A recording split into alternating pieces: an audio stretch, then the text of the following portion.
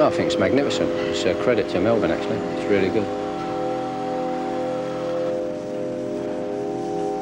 In my opinion, it's a bit bigger for this town at the moment. Very attractive building, very nice for Australia.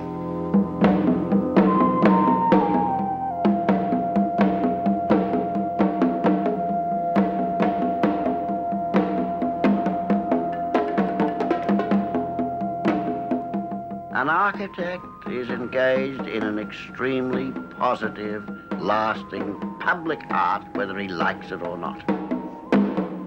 The great traditional forms of all time have been based on the circle, the triangle, and the rectangle. And so I adopted that as a definite discipline when I got down, after 9 months of study of the needs, to produce a building. What are the real, true needs of a great centre for the arts? It was to contain many theatres and auditoria for the performing arts. And by the nature of the site, it's an old riverbed, they're all to be underground. And so I decided to put a spire on top of the underground theatres as an exclamation point or a mark or something saying, here is something of importance.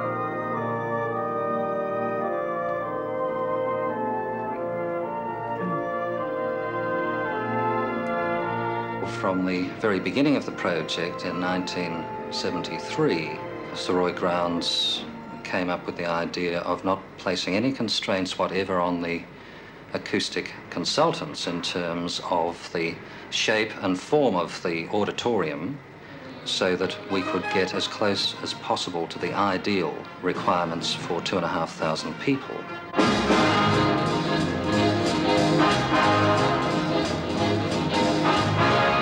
It's important that we get in from the very beginning of the design process to establish the volume of the space, the shape of the space, the number of seats, the surface finishes. All of these are essential to establish early on to prevent some serious misstep from being adopted as a basic principle. Sir Roy then considered the idea of the external form of the building, and he, in fact, drew a circle around the plans to see how the various requirements would fit into that form.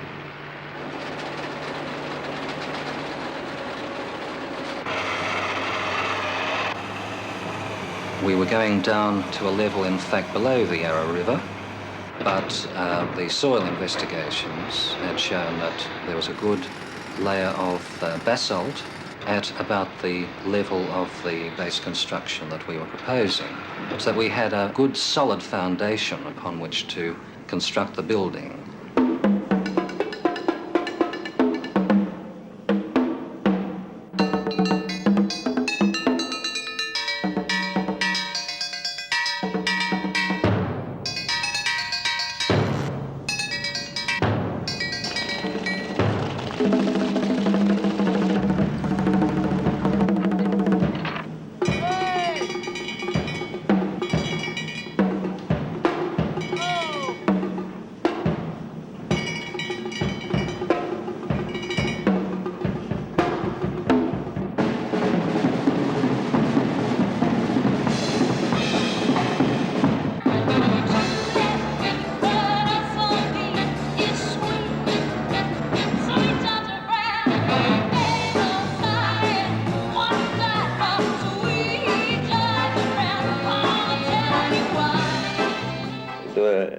certain aspects which actually I felt very strongly about. One was that one should have a rich, warm string tone, because this is the basis on which the woodwind and the brass and percussion, they all sit on this beautiful carpet of sound. Working from that point, you can serve a whole lot of other functions. Chamber music, big choir concerts and so forth, but then going beyond that to popular areas and the use of amplified sound. And me.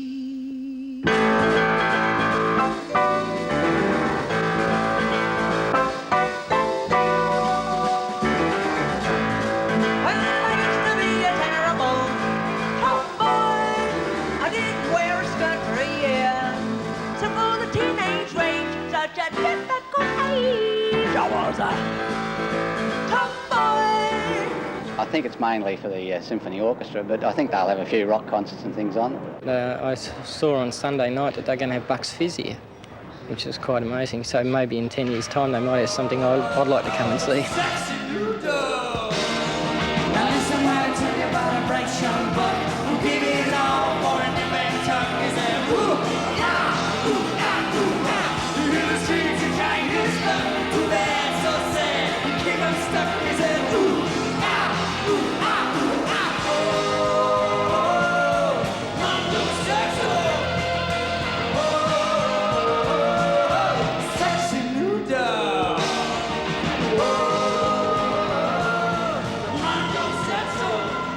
The workers have been magnificent right through, as far as I'm concerned. To do what we have done up to date, it took a lot of teamwork, and a lot of people did say that the old tradesmen are dying out. I do not believe they are dying out. There is still a few of them about, and we have proven that they're still about because naturally we had them working on this job.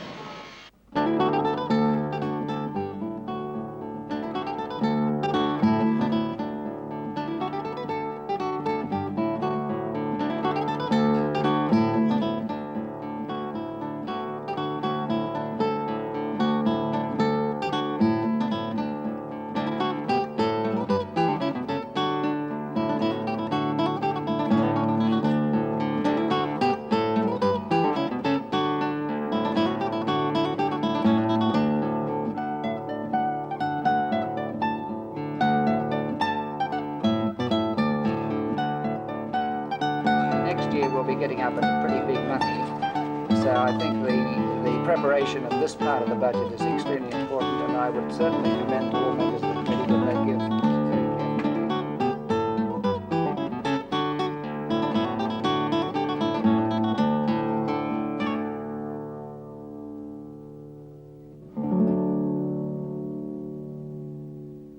Here's the concert hall area that we're building at the present minute. When the title was amended and the air rights were given to us, given to the committee to build in these areas, for example, you're projecting right to the edge of the river. One of the special considerations about this building is that, as it's a public building of significance for Victoria, it was designed with a life expectancy of at least 150 years. And therefore, the basic external elements are designed with that in mind. The roof, for example, is a formed copper roof, and copper, of course, is one of the most long-life materials. The whole job is actually different to anything else that's been done in Melbourne, I'd say. It's all it's pretty first time for everybody on this sort of work, you know. Yeah, it's a job you would sort of only do once in a lifetime. You don't supposed to do very much work, but you have to be classic work, good work. It's not such a thing you can rush and do a lot of work. No, not in here. It must be 100% good.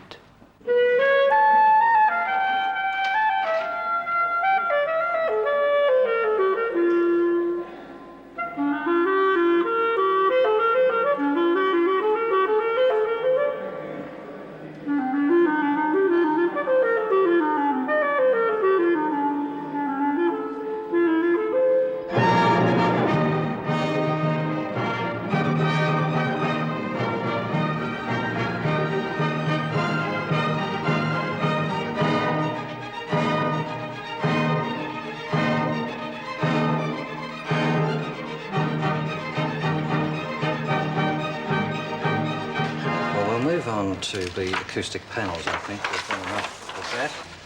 Now, I think it's come to the point where we could consider changing the material and the shape of the panels.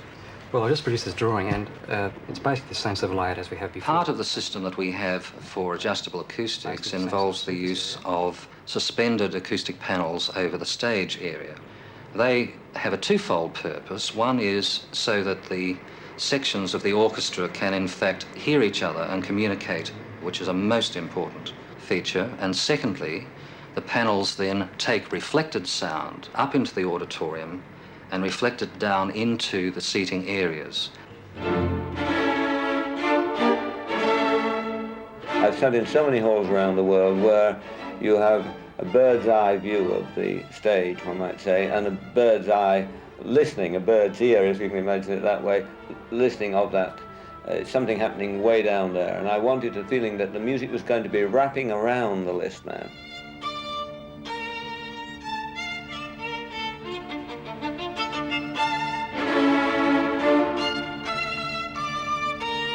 The clarity of the acoustic makes it very demanding for the musician, I suppose, but I think it adds to the sort of commitment to playing, and in a way it just is generally a bit of a catalyst to good musicianship generally, I think. This is such a bright, very alive sound. We can hear everybody, so it makes it a lot easier to play.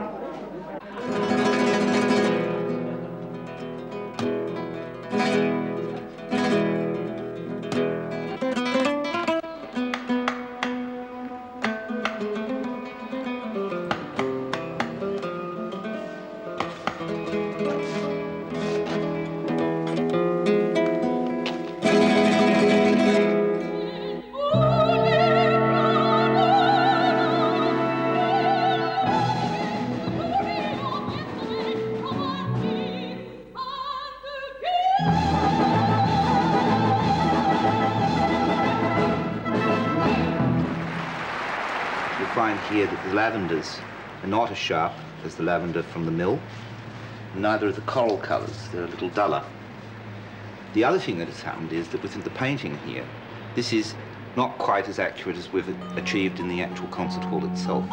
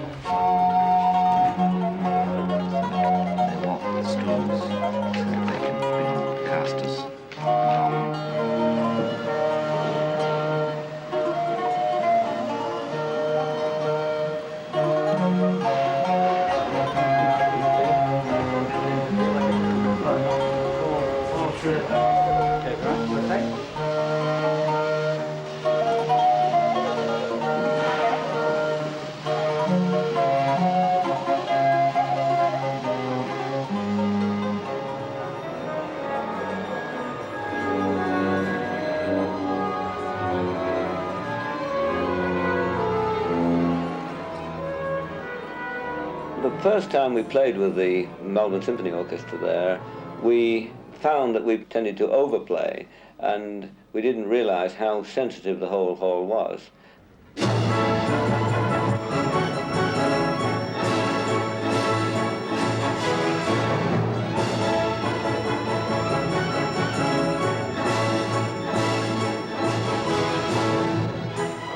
This hall, as you know, has provisions for tunability. So we were, in fact, making judgments, aesthetic judgments about the balance of one instrumental section against the other, very subtle adjustments that only the ear can arbitrate. There's no instrumentation in the world sensitive enough to make these decisions. Even though you can prove a lot of things scientifically, one still is waiting to hear what is the real sound going to be like.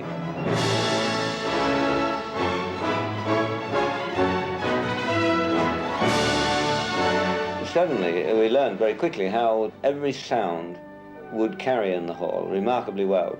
And this is, of course, one of the things we've got to learn a lot more about as we progressively work, because if one can coax the instruments to just produce the sound in the natural full dynamic range, you then are getting a much more beautiful sound. And I think that one of the things that this hall has got is this capacity to be able to play very, very quietly and yet very beautifully in it.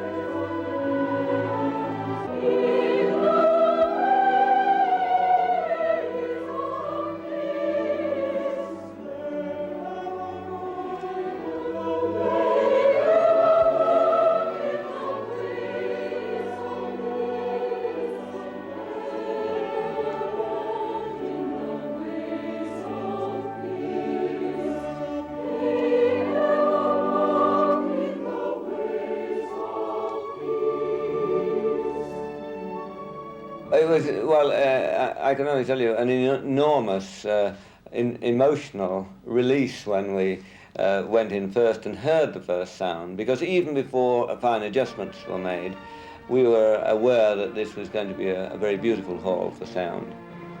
The building has taken 9 years of my working life as an architect, and that's a very long time. On the other hand, of course, it has enabled me to become an expert in architectural acoustics.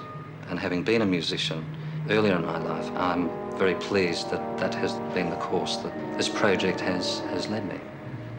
Everybody who actually worked on the job is pretty proud of the whole thing. See, I'm interested in music, so I suppose I appreciate it next better than the average bloke.